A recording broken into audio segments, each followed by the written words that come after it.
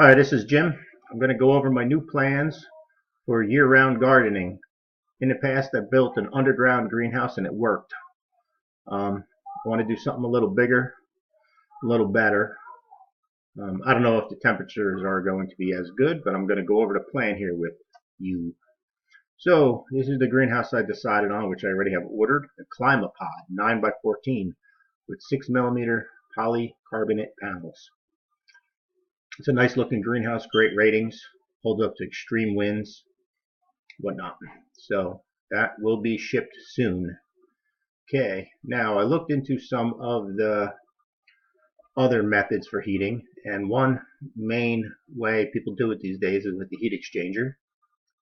They run black corrugated tubing under the earth, fill it up, and pump the air in and out, take the air up from high to heat up the ground during the day, and at night that heat is released back into the greenhouse. I thought about this for a while, and I don't necessarily like it. I like the idea, but there's drawbacks. Mainly because if you're dealing with a system like this, let's just say the ground temperature is at 50 degrees. You're only heating your heatsink if the temperature in the greenhouse is above 50. Other than that, if the fan's running, you're cooling your heatsink. So basically, almost all your heating power coming from the cold months of the year are coming from the ground itself. It's taking the ground heat, which is okay. And of course, that's pretty much what you got to do in this situation.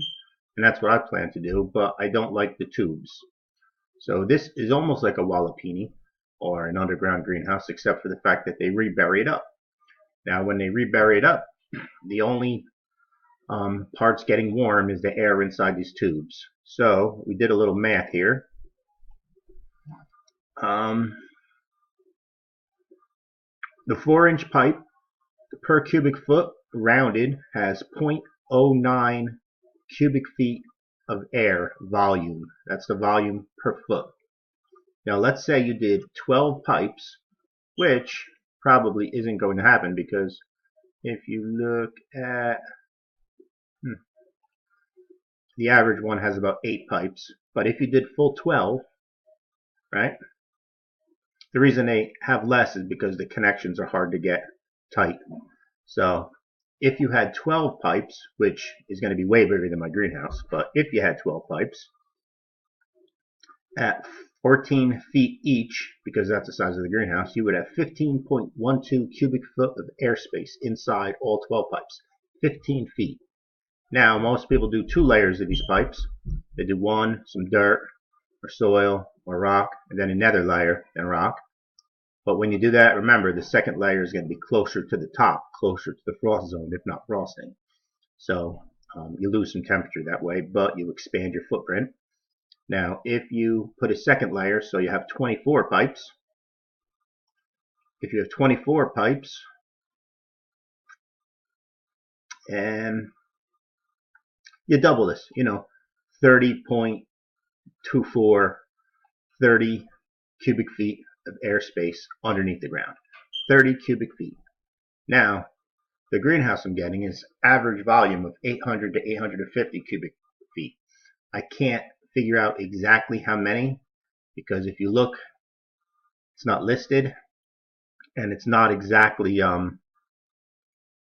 triangular. It's not straight eaves. It kind of starts curving, and to figure out that exact curve is rough. So as an estimate, it's going to be between somewhere from 790 to 850 square feet, not square feet, cubic feet of volume inside of there. Now, if you're putting, let's just say 850 cubic feet of volume of air through 30 cubic feet of tubing, there's a lot more air in the greenhouse than there is in the underground pipes, which is going to take that air out quick. And as more air goes through the pipes, the cooler the pipes get, especially if the temperature in the greenhouse is below the ground temperature. So I don't like this per se. You would need 346 tubes to match the volume of what I'm going to do. So in my personal setup now. My setup is something like this. Let me fix my screen so you can see everything.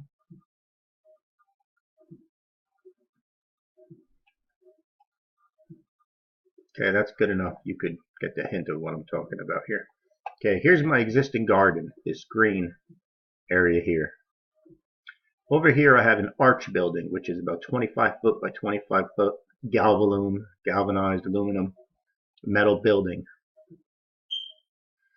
Underneath that, 11 feet, I measured 11 when I dug. It's probably more like 10, 9.5, 10 after grading. So I would say the bottom of this is 10. I have a septic tank, a 2,000 gallon septic tank, brand new, no water in it, no water ever gets in it, buried, completely underground, very deep. There's no side entrance to it, there's just a hole in the top which can be plugged, which goes down into a 12-foot roughly chamber underground, which is concrete. On top of this septic tank, I have about 3 feet of soil on top roughly, and the tank itself goes down about 6 feet. The bottom of it sits at like 11 feet. I already have this in place. And of course, on these septic tanks, you have an input and output baffle, which is a place to connect a 4-inch pipe. Okay? So this seems like a perfect heatsink or a perfect geothermal chamber that I already have in place. So my greenhouse is going to go somewhere about here. And then I'm going to run 4-inch pipe. Get my tools showing here so I can show you. 4-inch pipe from inside the greenhouse to this side, and from up high to this side. So the cold air or the warm air is going to go into the heating chamber. The geothermal from underneath the ground is going to pump it back up and in, and that's going to be my heat exchanger instead of the tubes. The reason I'm doing this is because I have much more volume of air, which is going to be much further down than regular corrugated tubes are. If you look at the videos, not many people bury those tubes 11 feet underground. They're pretty much putting them 3-4 feet underground, and the last set of tubes is maybe like 18 inches underground. And I have yet to see any setups which actually supply enough heat for zone 5, zone 4, zone 5 heating all year. Everything freezes because in these setups, as I was showing you before, the colder the days, if the greenhouse temperature is under 50, it's cooling down your heatsink all winter. And then it starts out good when you're getting some warmer days, but when the winter really sets in, you could look at the graphs and the temperature just keeps going down and down and down into the freezing zone until your season ends. These work good to extend your greenhouse season, but you can't get all year out of it. Now, in my situation, let me go back. I expect to be able to, or I'm aiming to be able to farm cold season vegetables right through the winter. I do not expect to get tomatoes and peppers and basil and whatnot, because even if I can maintain 50 degrees down here, there is going to be some loss up here and whatnot. It's going to be under 50 in here on the coldest nights either way.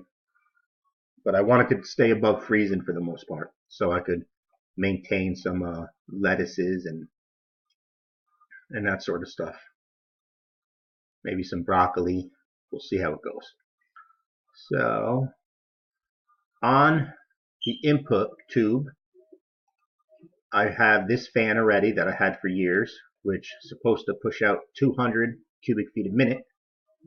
Now, if the greenhouse is 800 feet, estimate, it would take 4 minutes to exchange all the air in the greenhouse.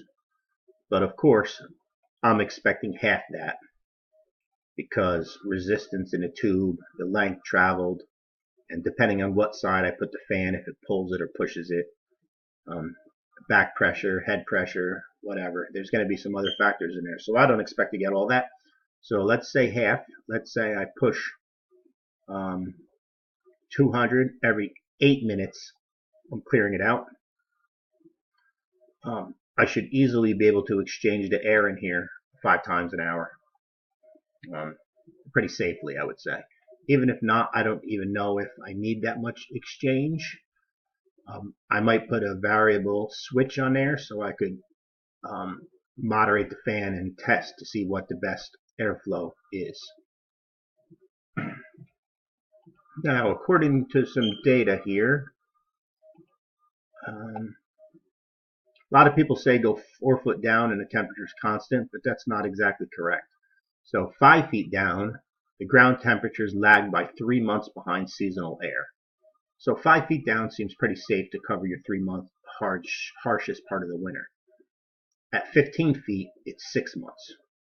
So because mine is about 10, I got about 4.5 months of lag time between the temperature down here and outside. About 4.5 months, which covers from, November, December, January, February, and half of March, which is pretty much my entire cold season. So that should be deep enough to supply me with enough heat. So I'm going to continue this series as this project gets built with updates, with the ClimatePod, my reviews. I have the piping chart to show how much volume where I specified the pipe before.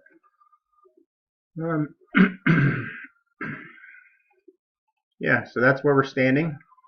So I'll update this soon.